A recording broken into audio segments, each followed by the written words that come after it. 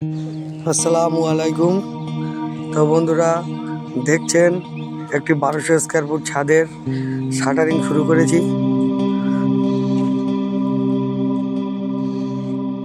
সব বিমগুলোই 10-12, সাইডের ওয়াল বিমও 10-12, মিডিলের বিমগুলোও 10-12।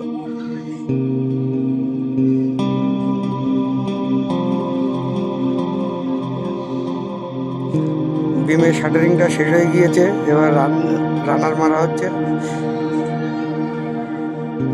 রানার মেরে খুঁটি মেরে তারপরে ছাউনি হবে। ছাদটার হাইট আছে 11 ফুট।